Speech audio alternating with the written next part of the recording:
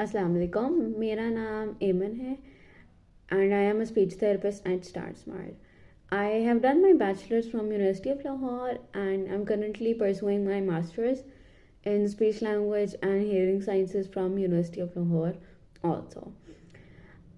Speech language pathology में हम कुछ ऐसे डिसऑर्डर्स के बारे में बात करते हैं जिसमें बच्चों को, बड़ों को बोलने में, निगलने में, दूसरों से बात करने में और उनकी बात समझने में मुश्किल आती है। हमारी फील्ड बच्चों और बड़ों दोनों के लिए होती है। आज हम बच्चों के एक ऐसे डिसऑर्डर के बारे में बात करेंगे जिसको अमूमन वालिदैन कहते हैं कि बच्चा देर से बोलता है या बच्चा सीख रहा है, इसलिए वो अटक अटक के बोलता है। स्टैमरिंग एक ऐसा डिसऑर्डर है जो कि बच्चों और बड़ों दोनों में आता है। जब बच्चों में स्टैमरिंग आती है तो हम उसको डेवलपमेंटल स्टैमरिंग कहते हैं, स्टैमरिंग या स्टटरिंग, जिसमें बच्चा अटक अटक के बोल रहा होता है। उसको सेंटेंस शुरू करने में या सेंटेंस के बीच में वो अटक जाता है या उसको ज़्यादा देर लगती है बोलने में। जब बच्चा बोलना सीख रहा होता है तो 3 से 5 साल की उम्र बहुत अहम होती है, जिसमें बच्चा लफ्ज़ सीखता है, फिर उन लफ्ज़ों को वो मिला के 2 वर्ड और फिर फ्रेजेस और फिर कंप्लीट सेंटेंसेस में आता है। नॉर्मली लैंग्वेज एक्विजिशन यानी कि बच्चा अपनी कंप्लीट ज़बान बोलना, उसको सोशली यूज़ करना, दूसरों के साथ कम्युनिकेट करना 8 साल की उम्र तक सीखता है।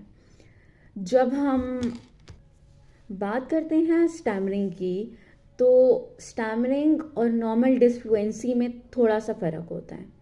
नॉर्मल डिसफ्लुएंसी ये होती है कि बच्चा अपनी उम्र से थोड़ा सा पीछे होता है और उसको बोलने में थोड़ी मुश्किल आ रही होती है, लेकिन वो आहिस्ता आहिस्ता सीख जाता है।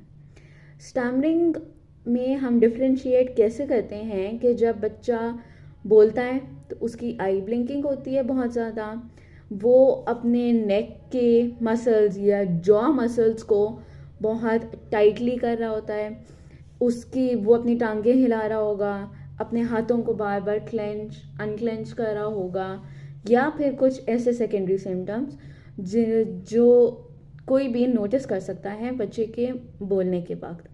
तब हम उस केसेस में उसको स्टैमरिंग कहते हैं। स्टैमरिंग उस वक्त होती है जब वो 6 महीने से ज़्यादा बच्चा इन सारी चीज़ों के ऊपर फोकस कर रहा होता है, मतलब कि वो ये सारी चीज़ें साथ कर रहा होता है। अमूमन हमारे पास जब केसेस आते हैं हॉस्पिटल में या सेंटर में तो हमारे पास 8, 10 या 12 साल तक के बच्चे आते हैं जिनमें वालिदैन ये कंप्लेन करते हैं कि बच्चा बोलते हुए अटक जाता है, बच्चे से वर्ड प्रॉपर्ली बोला नहीं जाता। इसलिए अमूमन वालिदैन स्टैमरिंग को इतना ख़ास नहीं लेते, ना उस पर तवज्जो देते हैं। अगर हम स्टैमरिंग की इंटरवेंशन की बात करें तो उसमें सबसे इम्पॉर्टेंट और सबसे ज़्यादा यूज्ड ब्रीदिंग होती है। डीप ब्रीदिंग के थ्रू पेशेंट्स को सिखाया जाता है कि उन्होंने अपनी एग्जाइटी कैसे कम करनी है और उन्होंने अपने नर्व्स पे कैसे काबू रखना है। इसके अलावा हम easy onset, fluency modification and fluency shaping techniques use करते हैं, जिसके थ्रू बच्चे की रेट ऑफ स्पीच को स्लो किया जाता है, which in leads to decrease stammering. जब बच्चे की रेट ऑफ स्पीच नॉर्मल हो जाती है तब उसकी स्टैमरिंग भी कम हो जाती है।